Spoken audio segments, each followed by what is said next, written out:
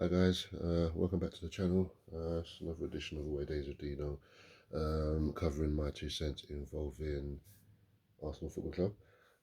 If you're listening to this, you're listening on Podbean, and if you are watching me, you're watching me on YouTube. So how you doing? Hope you're doing good. Hope you had a good weekend. It's an action-packed weekend of sport, to be fair. I had 3 screens going on Saturday watching a NFL match between the Steelers and the Ravens.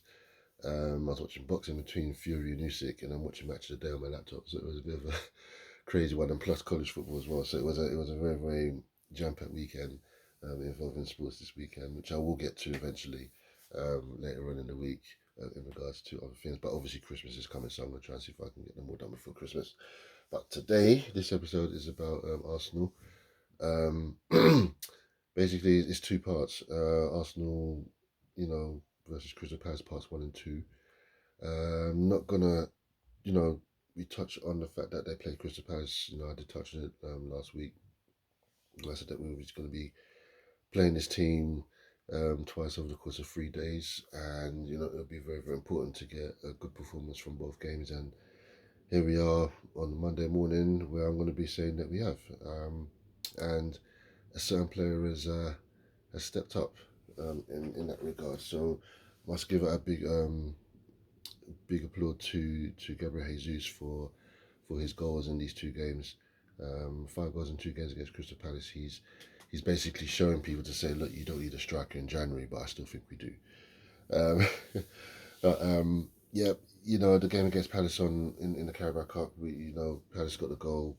Um, from what I remember, it was a little bit of a mistake from Jacob Kiel.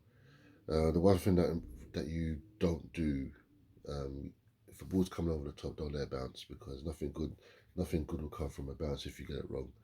And Mateta's a bigger, stronger guy than him, so the minute I saw him going on goal like how he did, I already knew before he even got in the 18-yard box what was going to happen. Um, but even after the goal, we was pressing and pressing. We had our chances. We got back into the game. In the second half, Gabriel Jesus scored in the 54th minute. And then he scored again 20 odd minutes later, and then then he put the game to bed effectively by making it 3-1. And Eddie, our old Gruner boy, scored a little late consolation with 5 minutes to go. So yeah, it was a good game. It was a good game of football between these 2 London teams last week. It was a quarterfinals, and now Arsenal go on now to play Newcastle in the semi-final. So wasn't going to touch too much on this one, because the pivotal one would be how we would be against Palace at Selhurst, because it would have been a lot of a tougher ask. Um, and saying that, well, we quickly go on to it. We went there, and we had to put a step on the mark, and we done what we had to do. Um, I thought it was going to be one of those bananas. It's one of those bananas games where you play a team like Palace, and you can easily go there and easily just draw, or just leave with a by just losing by the odd goal. But in this case, we again, our quality came through in this game, just like in the game on Wednesday, and we came out with a big solid 5-1 win. A win again that we had to win based upon other results and how things went this weekend, especially with Liverpool. Back on Sunday, which I think they were Liverpool looking solid, but at the same time Tottenham, they're being Spursy. Um, I'll go back to us. Sorry. Yep, Dan Seller's Park, we won by 5 goals to 1. Again, Jesus was the man of the match. He was a star guy in this game. He scored after 6 minutes. Palace then scored 5 minutes later, and then Jesus scored again, and then we scored again, made it 3-1 at half time, and then the game was basically put to bed in the second half with goals from Martinelli and Declan Rice. So it was a deserved victory, which still leaves us third in the table. Um, Everton held off Chelsea as well. So we're on the coattails of Chelsea right now, by a point, and then Liverpool I think are a further 5 points ahead, 6 points ahead now after they win. So it's looking very tight at the top. In that regard, Gabriel Jesus again, man of the match in this match against Palace, at Selhurst Park. So it's looking good, looking good. I think the team is starting to find its rhythm again. Only sour note that we have is because Saka um, came off injured. He pulled up straight away to the bench, signaled to the bench straight away, holding his hamstring, and he left. I think he left Selhurst Park on crutches. So not a good sign. We still don't know the severity of how long he's going to be out for. Um, Normally with hamstring injuries, you're looking at 3 weeks minimum. But on the basis of how the gaffer has spoken, it's looking like he could be gone for he could be out for maybe 3 weeks to a month, maybe, which isn't ideal. It's not good, especially with some of the games that we've got coming up. So it is a bit of a blow to lose Bukayo Saka in that regard. That being said, with the fixtures that we've got, with what else has got coming up, we we do have an advantage in regards to how we are.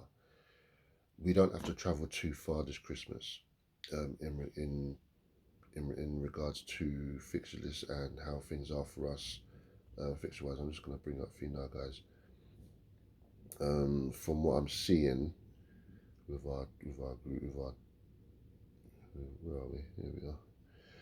Just bring it up now. So I'm just going to bring up our fixtures quick.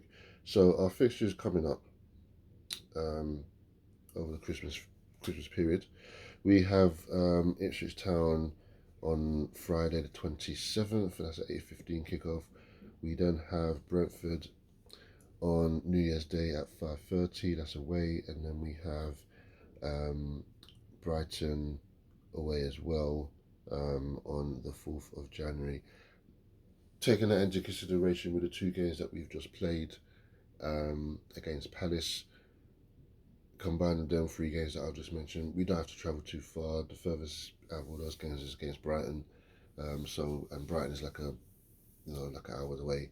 So less travel time means more rest. The team will be a lot sharper. We could have had worse fixtures where we could have been going from Bournemouth one week and then Newcastle to the following game, and it's not ideal to be travelling like that. So to have those games like very very local is actually a very very good sign. Um, we are at the point of the season now where this is where we need to pick up points. Christmas is always a big time to pick up points so you can catch up. So hopefully we can do that with Liverpool and with Chelsea as well. For me, the important thing for coming up as well is that January's coming up, so the January transfer window is going to be open. I do think that we need to go into the market and bring a couple of players in. If we do have to, for me personally, I think a striker, another striker in there, and a winger as well. I don't defensively. I think we're actually okay, and midfield wise, I think we're off for midfield. But if we can get someone else in for those positions, then that'd be great. It's always good to have cover. It's always good to have cover in depth. Um, and I've always said, like I said before, if you've got the money, go to Crystal Palace, go get Eze. If you can get another striker, let's get a striker. Won't be easy considering mid-season. No one's really giving their strikers away or selling their strikers. But if we can get someone in, then that'd be great. But for the time being, team's looking good. They're playing well. It's like they've got their confidence back. There's a bit of fluency in there as well. This title race is nowhere near over. Just because you're seeing what Liverpool's doing right now, it doesn't mean that it's a foregone conclusion. There's been many teams, including Arsenal, who have had leads like this and they've been caught up and they've not won. It's happened to Arsenal, it's happened to Liverpool, it's happened to Man United. It's happened to Newcastle a few years ago. Um, so no, we're more than capable of catching these teams and making the most of it. So, January transfer windows coming. Let's hope we can bring someone in. Maybe, who knows? Um, and let's just, as a team, they're doing well. Let's just continue the momentum. Let's keep it going. So Arsenal, you're just doing good. Just gotta keep it grinding out. Just keep grinding out. So, um, but guys, wasn't going to be a big one. Just only going to be a short one in regards to Arsenal and my 2 cents involving Crystal Palace. Also, um, didn't mention this before a couple of weeks ago. Mikel Antonio, I hope you're recuperating well after your accident a few weeks back. It wasn't looking very good, but I hope you're recovering well. Um, and you know, it's never nice to see. It doesn't matter what football team you play for and who you support. Just speedy recovery in that regard. So I hope you're doing well. But guys, that's me. That's my 2 cents. That's Arsenal part one versus Palace 3-2 in the Carabao Cup, and part two in the Premier League. Crystal Palace 1, Arsenal 5. Arsenal's next. My next my 2 cents involving Arsenal um, will be the game against Ipswich Town, which we play this Friday. Like I said, that is an evening kickoff, so I'll be doing my 2 cents after the game for that one. So I hope you guys can keep up with me with that one. If you've been listening on Podbean, like I said before, and if you're watching me on YouTube, you're watching me on YouTube as well. So thank you very much for tuning in. Thank you for your support and for subscribing. Do like, share, subscribe, follow. Yeah, please share this out to all your people. Really want to get it going. So good to hear from you guys, and I'll see you guys on the next one. Take it easy.